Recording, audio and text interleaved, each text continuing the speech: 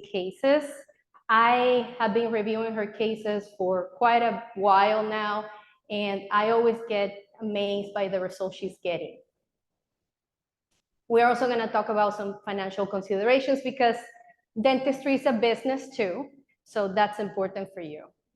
So why roots and bone matter? And I always find this a very funny question when we're talking about dentistry, right? Because we will not be asking this question with anything else in dentistry.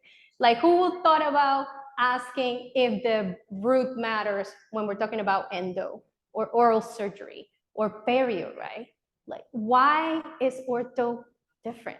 But if you're thinking about how ortho is done nowadays, you're thinking about 2D image, a CEF, right? You take your measurements, the ortho takes their measurements, and then those 2D measures are supposed to translate into a 3D patient.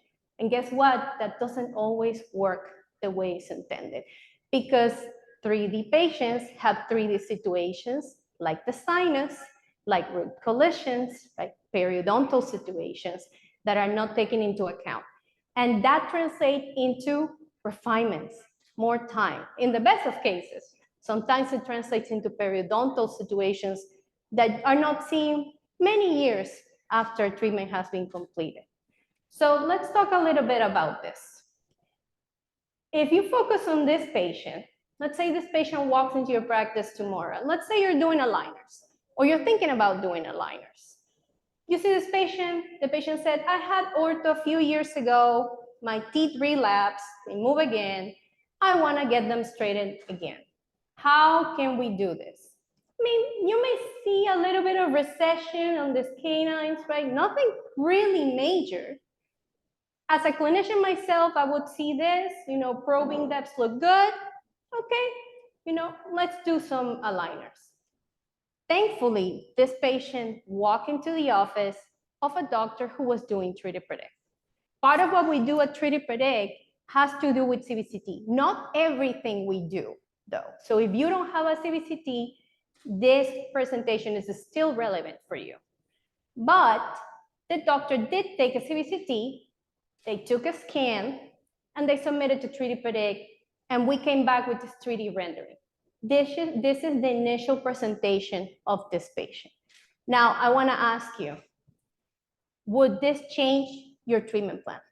Is this a good candidate for aligner treatment? Maybe you would say yes.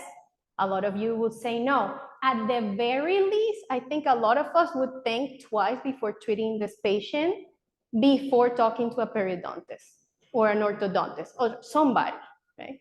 So this is the picture that nobody's seeing.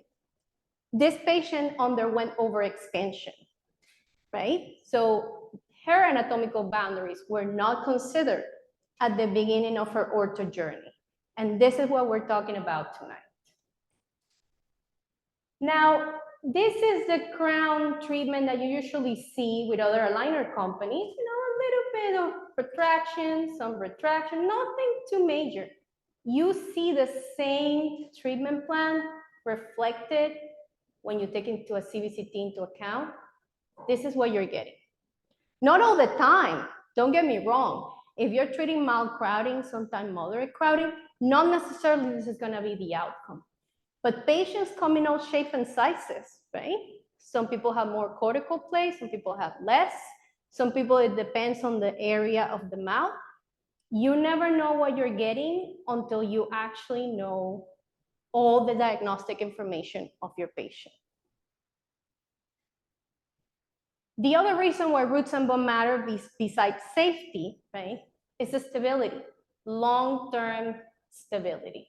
So this is just what we predicted was gonna happen, and this is the final CBCT taken 1.5 years after treatment. You can see it's very similar. And why similar is because you have all the diagnostic information for your patient. It's not magic. Some doctors sometimes tell me, I don't know how 3D Predict can be so predictable. It's just like magical, it just happens. No. It's science, it's diagnosis, it's biomechanics, all combined. So how does this translate into Triptych? And you already have an idea of what we're about with the CBCT and so on. But we are, first and foremost, I always say 3D Predict is not an aligner company. We are a tech AI company. That's what we do. And we have been doing it since 2014. And let me tell you, I'm so glad the AI area is finally here. Before, when we were talking about AI 3 years ago to doctors, they were looking at us like we had 3 hits. It was a very hard concept to grasp. But nowadays, thanks to everybody actually, the booming of the AI in the industry, it's easier for doctors to understand the concept. So why AI is important in dentistry, right? You look at this picture, and you might have seen this before, but you're gonna see one of 2 things, right? Some of you may see a vase in the middle. Some of you see 2 faces looking at each other. The first time you see this image, you only see one thing. After somebody tells you there's 2, you see 2. The thing with AI is that AI sees everything, every single time. So AI is not here to replace doctors. No technology can replace your knowledge, your expertise, your clinical judgment.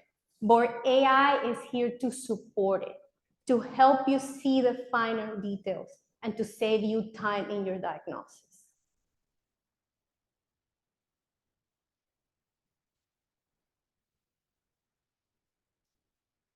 So if you think about 3D Predict, besides being safer, right, like I just mentioned, we are catching on to the problem of refinements, right? So we all know ortho treatment is just unpredictable. It's just the way it is, right?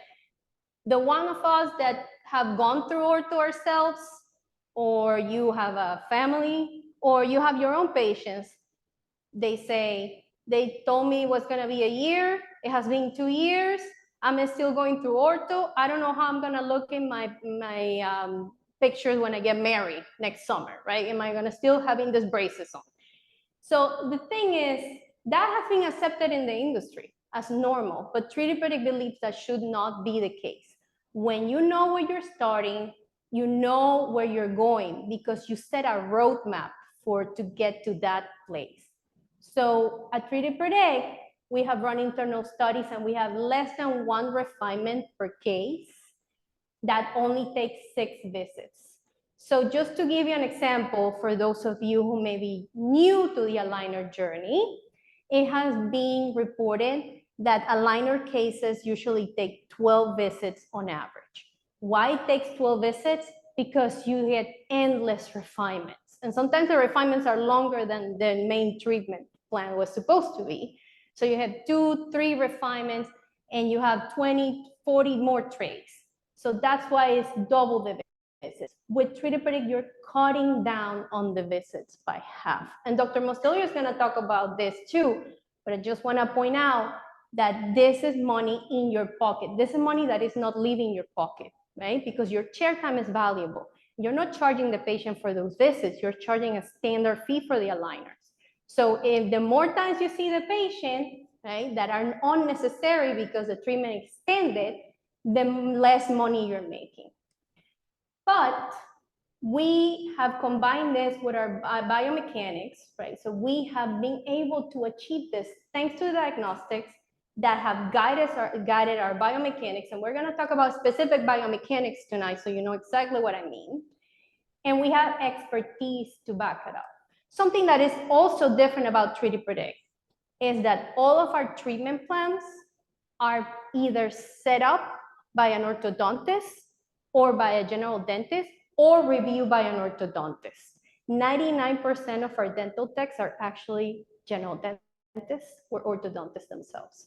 So all those treatment plans that you're used to getting from other companies, the ones of you who do aligners, that don't make clinical sense, that are not feasible, and you get into this back and forth, we have determined that 74% of our treatment plans are approved from the first iteration.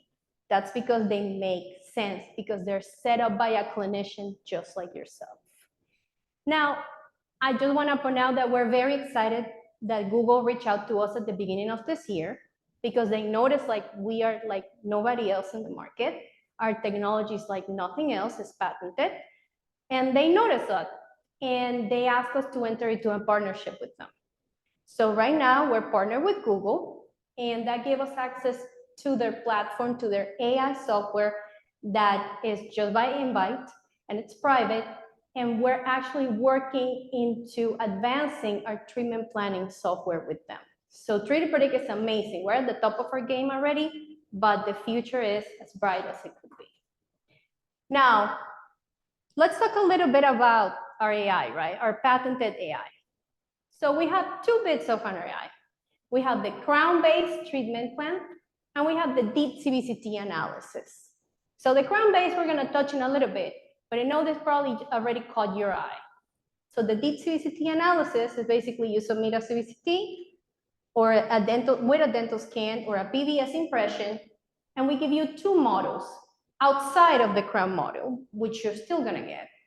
This model that you see here is called the root model, which gives you a heat map, which is actually the width of the cortical plate starting from the root surface. At every step of your treatment plan, you know what the width of the cortical plate is.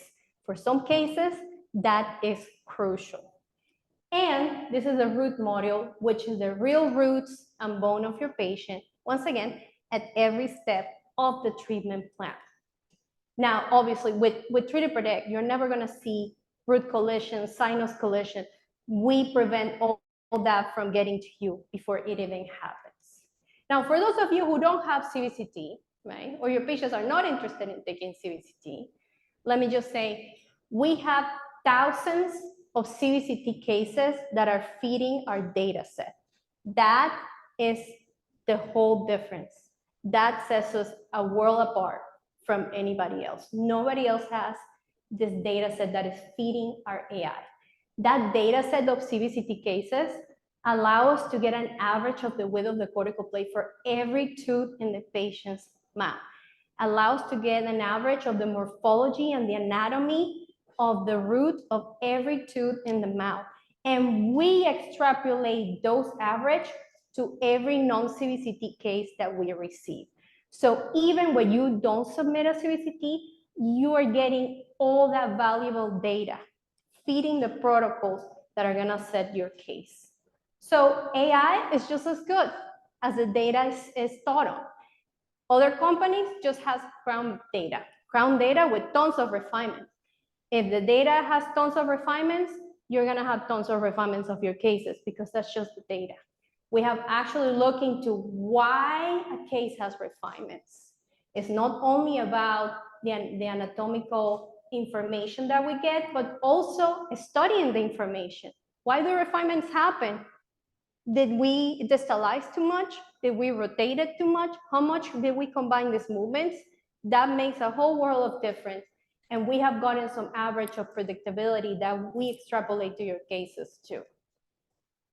Now, if you do submit a CBCT, and I do recommend CBCT for complex cases, then you're gonna get this amazing views here. Like I said, the bone module, the root module, every step of the treatment plan.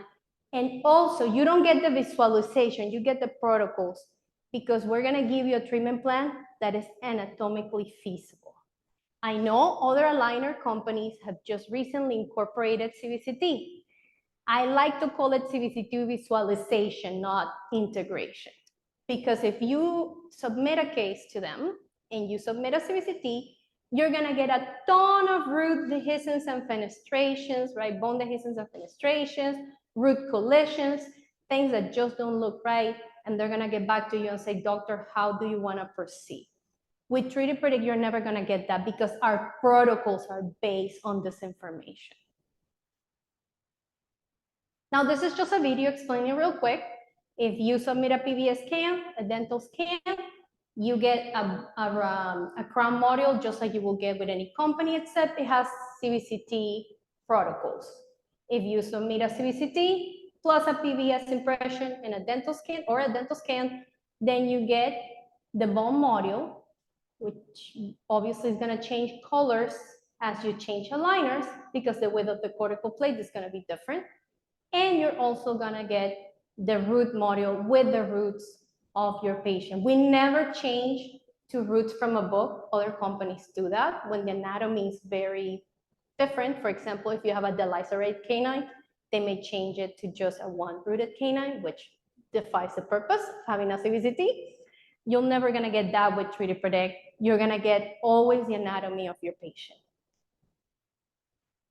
Now we just released our new, we're always looking to improve.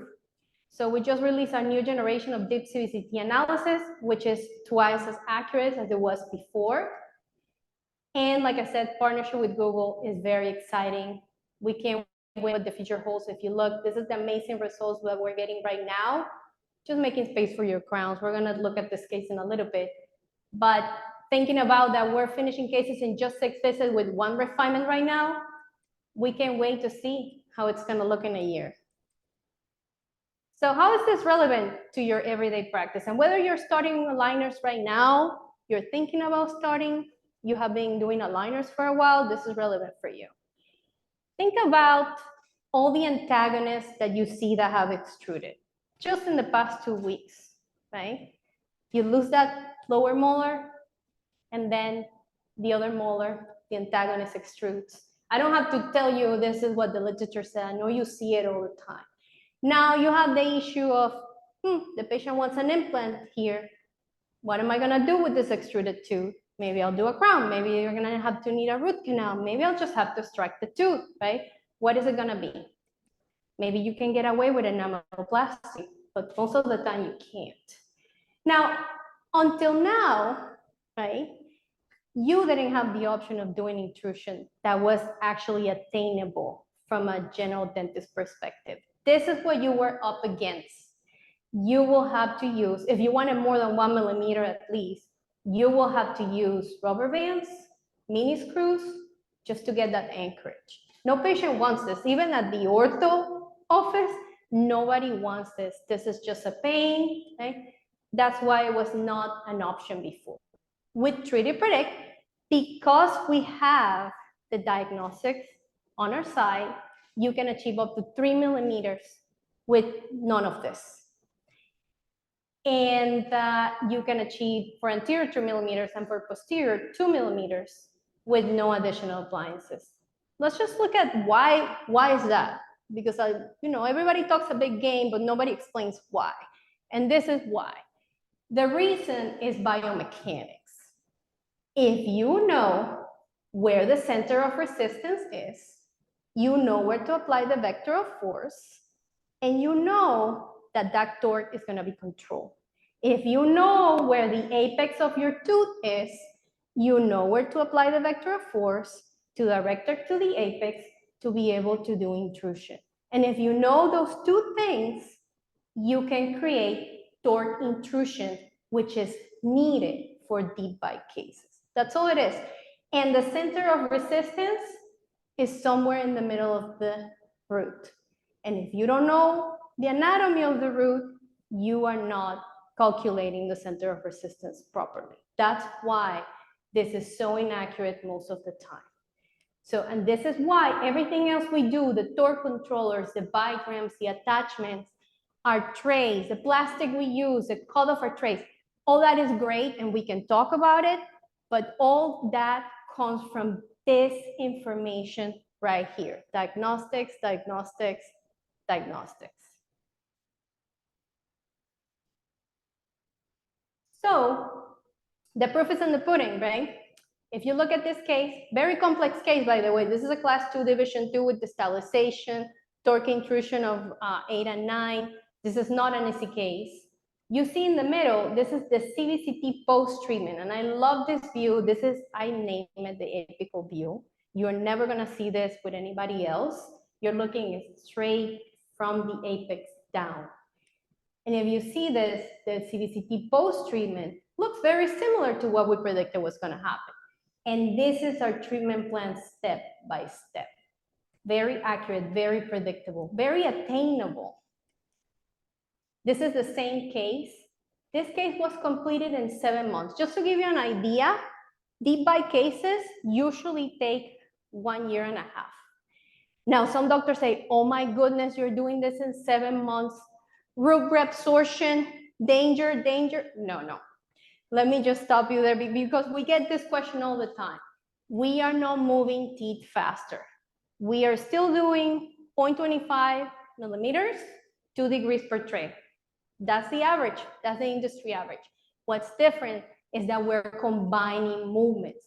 Remember, torque intrusion, nobody can combine torque and intrusion. They're both very difficult by itself. Imagine combining them. You have to do torque and then do intrusion after, or you have to do intrusion first and then torque. If you can combine movements, it's not like you're going faster. You're just efficient. That's all we are. We're efficient.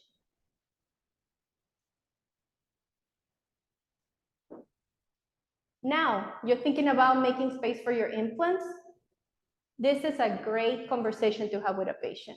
Instead of having the conversation of how I'm going to tell the patient, I need a crown on this tooth, right?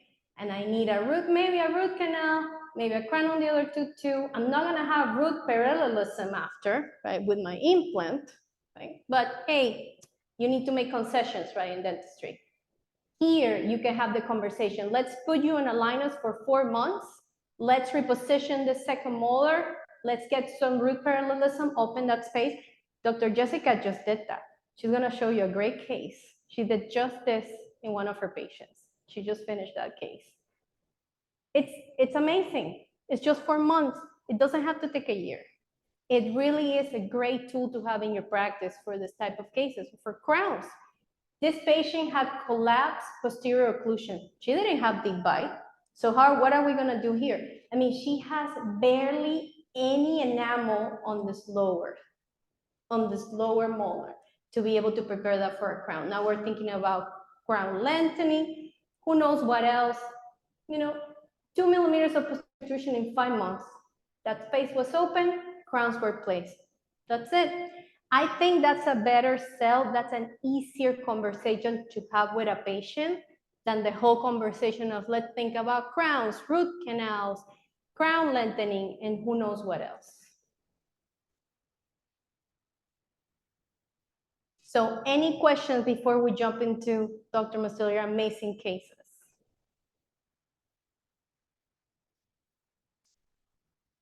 Okay, Dr. Mastiller, the floor is yours.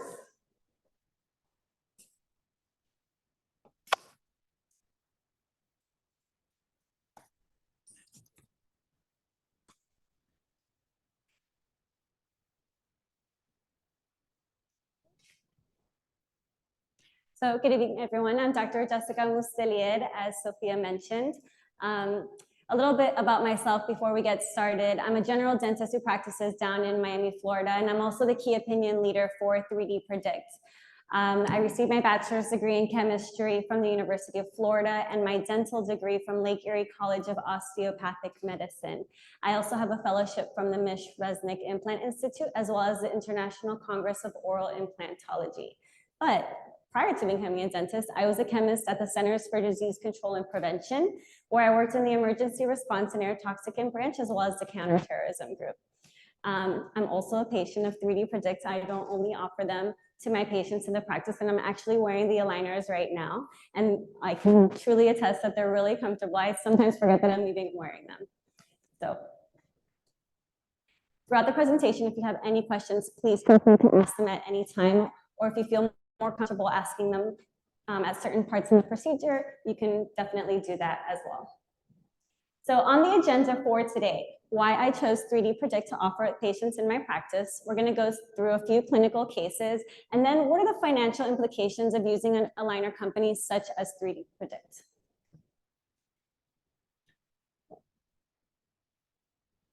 So why do I use 3D Predict in my practice? And the main reason that I use 3D Predict is really about the awareness that they bring to the orthodontic cases.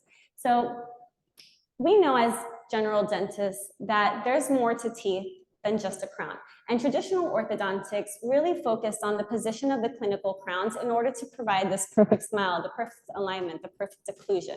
But in doing so, they were tipping and torquing teeth without knowing what was going on underneath the gum. So we didn't know what the final position of these roots were because, as Sophia mentioned, we were basing these analysis on two-dimensional images. So to showcase this, I'm going to talk about a case that came into my office. So this patient came in to the office because she was seeking implants on the upper right. During our consultation, she mentioned that she had previously had orthodontic treatment. She had some relapse. So if this patient had actually come into the case for aligners, I would say, sure, this is a very straightforward case. But because this patient came in for implants, we ended up taking a CBCT. And what we found was that this patient was seriously lacking in all of her facial bone. And not only that, throughout the course of her treatment, she had her roots tipped. So in order to align her teeth, they brought the clinical crowns lingually, but in doing so, they tipped the roots buccally. And for a lot of the roots, they were completely out of the alveolar housing. And what does this cause? This could lead to periapical pathology. It can lead to periodontal issues. So now that we have all of this information, would you feel comfortable treating this patient with aligners? It's a little bit more complicated than just throwing this patient in aligners. Do we want to send her for an endo consult? Does she need to go see a periodontist? Do you even want to do aligners for her or send her to an orthodontist? But at the end of the day, whatever your decision is, you now have the full awareness of what this patient's anatomical condition is, and you can make the proper decisions for her treatment. Now, I want to bring to light a specific tooth. So remember, she came in for treatment on the upper left. She wanted implants. But on tooth number 12, she had this little periapical abscess that I noticed. And she said, you know, doctor, yeah, I've been noticing I have a little pimple there. So of course, we looked at the CBCT and we saw she has an abscess. Not only did she have the abscess, but because she had no facial bone, there was also some mobility. So unfortunately, this tooth had to be extracted, but because of the lack of facial bone, I really had to graft this extensively. And then eventually we placed an implant. But this is just one of the aspects of what can occur when you don't know the full anatomy of your patient and then have them undergo orthodontic treatment. Any questions on that? Okay, we're gonna jump into the clinical cases. So our first patient is a 70-year-old female patient who came into my office because she was missing her mandibular molars after a failed bridge, and she didn't want to go into partials and she didn't want extensively long bridges, so she really wanted implant placement. But I developed a pretty good relationships with this patient, and throughout the treatment she's like, doc, you know, when I smile I'm really self-conscious because I'm missing that front tooth and there's a big space. What are my options? So clinically looking at this patient, we see there's really a loss of space. Her canine has drifted forward and kind of super erupted a little bit. So what can we do for this patient? Well, she already has crown and bridge. So can we possibly do a bridge for her? Yeah, that's probably a good option. Maybe a little aggressive because these teeth don't really have a lot of wear or fillings on them. Can I put a mini implant in there? Sure, I can put a mini implant in there. But is that going to be the most aesthetic option for this patient? Probably not. So I recommended a liner treatment for her so that we can open up the space, put a nice size implant, and then have a nice crown. So with this patient, she agreed to undergo a liner treatment, and the treatment was pretty quick. We isolated only to the upper arch, 5 months with 10 steps. Now, when I submitted this case to 3D Predict, I was very specific with what I wanted. On my prescription, I was very, very detailed. And the more detailed you are with your prescriptions, the better result you're gonna have from your clinical outcome. So I told 3D Predict, I wanna place a 3.3 millimeter implant right in this space for number 7. Not only do I wanna put this size implant in there, but I need 1 to 2 millimeters of bone circumferentially around this implant to allow for a periodontally stable implant, as well as keep the teeth periodontally stable. I also want to distalize the canines to create the space that I need. And lastly, I put that I wanted at a minimum a 6.3 millimeter space so that we can match the opposing lateral. Now in 5 months, we completed this with no additional appliances. So we didn't add any rubber bands, no mini screws or anything like that. So here's the summary of movement that occurred throughout the treatment. We had crown tipping and torquing, rotation, and distalization. So we were able to provide this patient with a conservative treatment and place an implant using 3D Predict. So here's the initial presentation, and here is the final after the implant was placed. Here, what I want to bring to light is the AI software is so incredible, and the case is tracked according to what the AI software is predicting. So right here on the left, we have what the AI software predicted the patient was going to be on the last step. This is the patient right after I placed the implant. Look how closely they match. They're almost identical, if not identical. Any questions on this case? Okay, so let's get a little bit more complicated. Our second patient is a 56-year-old patient, and she came into the office for a similar reason. When she smiled, she had spaces that she would notice, and she was self-conscious about them. During my clinical exam, I noted that there really wasn't a lot of space for implants. Number 4 had just did mesially and really didn't have enough space. I do want to point out that this is a pontic tooth that I added to the treatment plan just for aesthetics. It's not really there. Also, we noticed that there's a deep bite, crowding on the lower anterior, and she had super eruption as well as mesial angulation due to loss of other teeth. So clinically speaking, I was like, okay, well, I can't put implants. What can I do for this patient? I said, well, let's open up the space that we need for the implants. So I presented an aligner treatment for the patient, and the patient was like, no, doctor, I can never have aligners or any type of orthodontic treatment. I was told that I have periodontal disease. I said, okay, let's go back and take a closer look.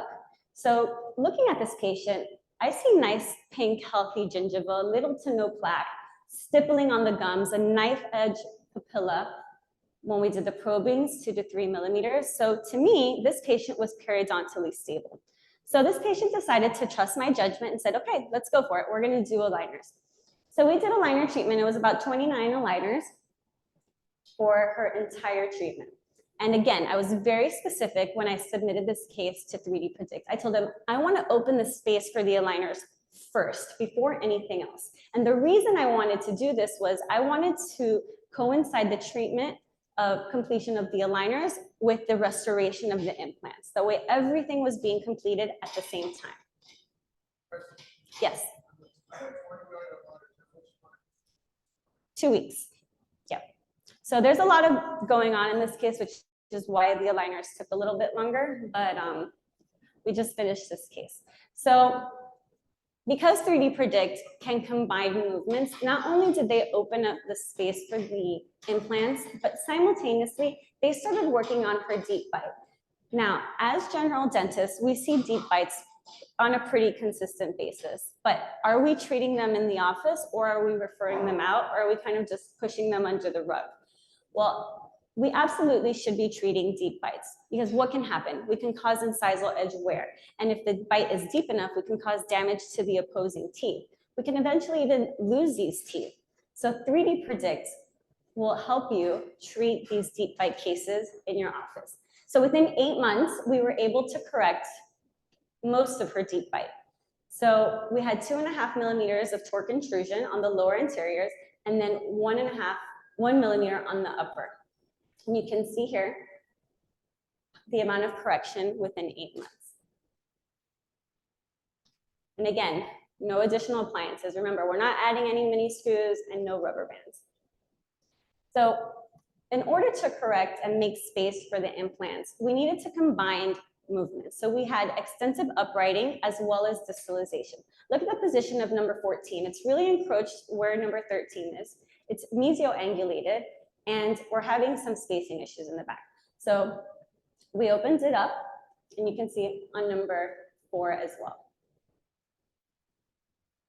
And this is the actual patient photo after I placed the implants. Look how closely these two match up. Remember, this is the pontic tooth. And this is the patient after her implants had been restored. So we have implant placement, sufficient space, and then we're missing one more implant that we're going to place shortly.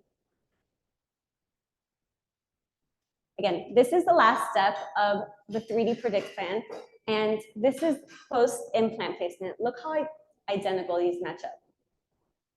And this is the entire arch. In the previous case, it was only 6 through 11, but here we're talking about 4 all the way to 14. Now, this is is what Sophia was talking about, a molar uprighting. So within 4.5 months, we received 15 degrees of molar uprighting.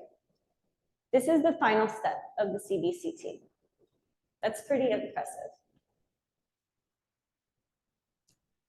Now, here's that 14 molar that I was talking about. You see here how mesioangulated it is. And it's also super erupted because the patient is missing the opposing tooth right here. So in 19 steps, we achieved 2 millimeters of posterior intrusion as well as uprighting it.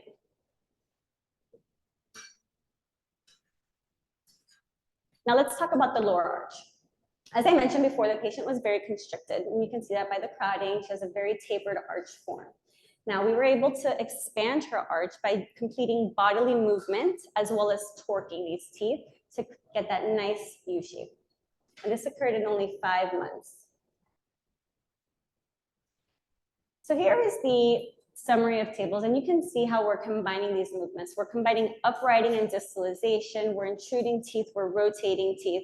We're not doing it quicker. As I mentioned, we have 2 weeks per aligner, but because of the combination of movements, we're able to reduce the number of trays that the patient wears. So happier patients because they don't have to wear so many trays, and happier dentists because there's less chair time.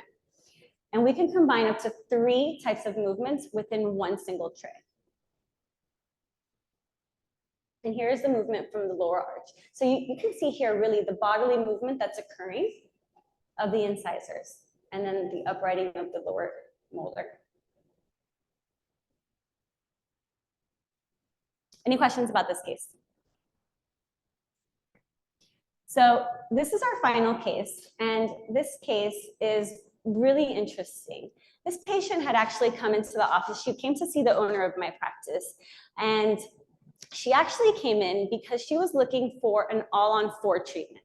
She was very unhappy with the way that she bites, and she basically wanted to take out all of her teeth in order to correct this. And not only did she want to do this, but she had already been to 2 other dental offices that told her that this was a viable option. Well, lucky for this patient, Sneha had just come in and talked to us about 3D Predict, and we really put 3D Predict to the test. So we decided to undergo aligner therapy with this treatment. Now, clinically looking, what do we have? This patient has pretty severe crossbite. There's super eruption of both the lower incisors as well as the maxillary centrals. We have some flaring, and it's a pretty complicated case, but 3D Predict absolutely delivered on what they promised. So in 10.5 months, only 10.5 months, less than a year, and 24 steps on the lower, 21 steps on the upper, and 5 visits, no refinements, we were able to correct this patient's bite. Take a look at that. No extractions, no rubber bands, no mini screws.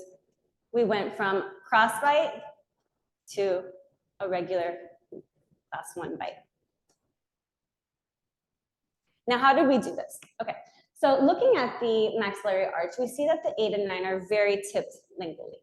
And they're also super erupted because there's no occlusal stop.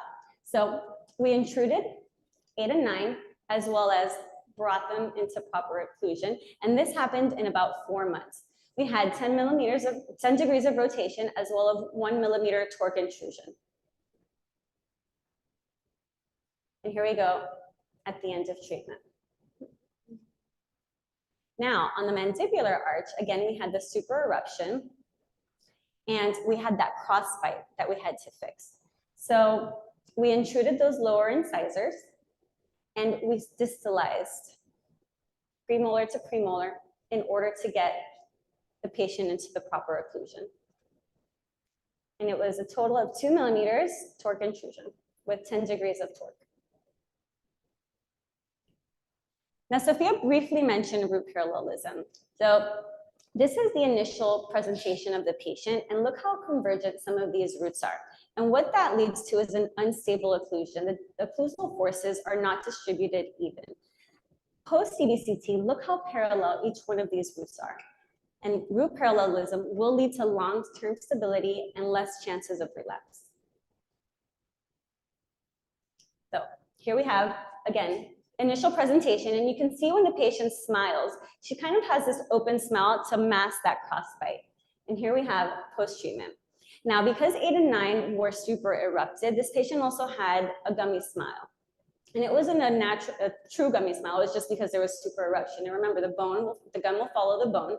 So as soon as we intruded 8 and 9, we had resolution of that gummy smile. And here's our summary of movements.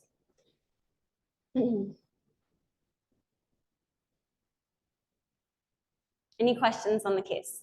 Yes. How was the occlusion when at the end of the ending result? Because I see, is she biting in full occlusion? She is in full occlusion. She had that tendency when she smiled to smile open, but she is in full occlusion. I don't. Any IPR? This was not my case. I didn't treat this case, but I don't believe that there was any IPR. Okay, so what does it mean to use such a predictable aligner company as 3D Predict?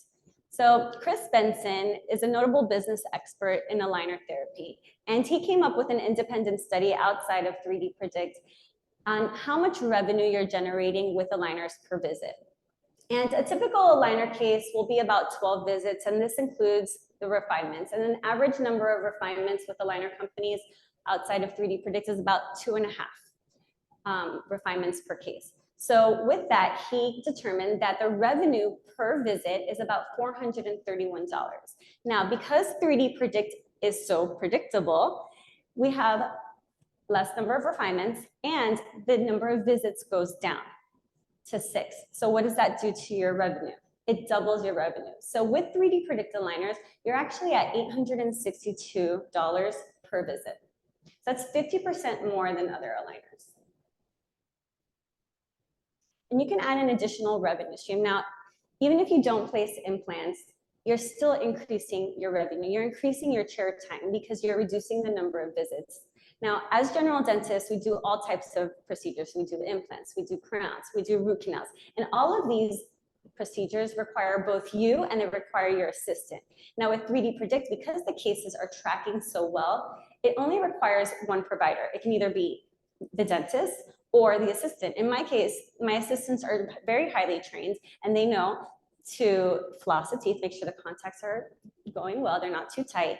They put the aligner trays in, they make sure that there's no spacing and that the aligners can go in and out easily. So typically, I don't even see the patient on a refinement case unless that they need IPR, there's a new attachment that needs to be placed. So you're freeing up a lot of your chair time to do more procedures. You can do more aligner cases, you can do more crowns, whatever you feel like doing, but 3D Predict gives you that option because they're freeing up your time. Any questions? So I'm going to have Sophia come back up just in case there's any clinical questions.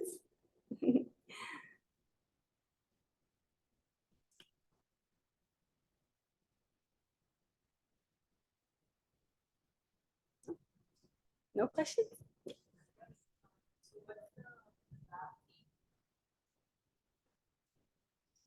Okay, so you're asking about the lab fee. We're just streaming a webinar too, so that's why I have to. So we have our great sales reps tonight. Jordan, actually, he's going to introduce him. That's his picture over there. He can talk to you all about our lab fees. Retainers are aside, but we have a great deal of retainers too. So he can tell you all about that in a second. Any other questions at this point?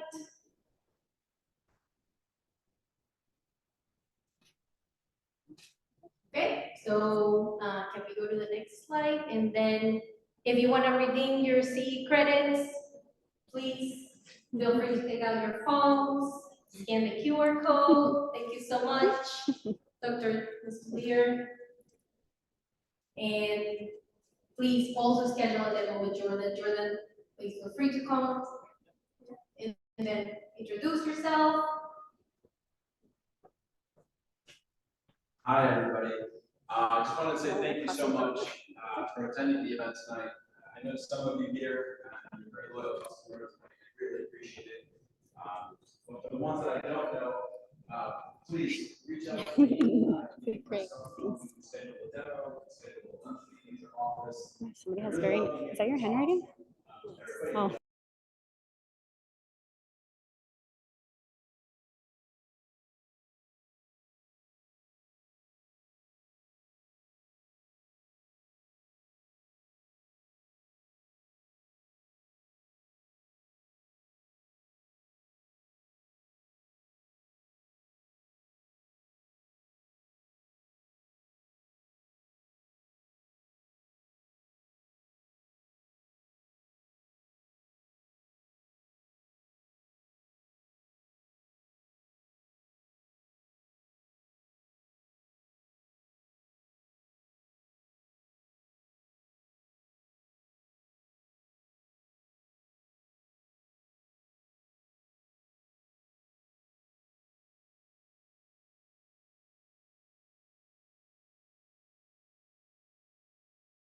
Webinar. Sorry about webinar. Missed your question. When talking about extrusion, we need to. I don't know what this is. It's a microphone. Do it, or could be done without the attachment. So let's just talk about extrusion is the hardest movement for aligners. Thank you. So I was talking about the extrusion question from the webinar. So extrusion is the hardest movement for aligners. Anybody would let you know that. We do use attachments for extrusion. We use attachment for the stylization. There are some movements that don't require attachment, but because 3D printing can treat complex cases, attachments are needed for a lot of the movements. They're not as many as you will get with other companies because we rely a lot on the predictability of our plastic and the cut of our plastic for anchorage, but we're still gonna use attachments for certain movements, yes. Now, our attachments are very simple. There's only two shapes, rectangular and triangular, that's it. So you don't get all that problem trying to polish it and all that, but you are still gonna need them for some of the movements. Thank you. So any other questions at this point?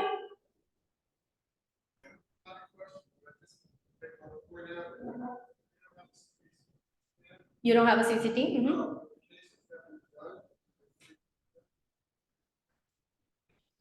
Oh, thank you. You have done non-CVCT cases with us and you like it.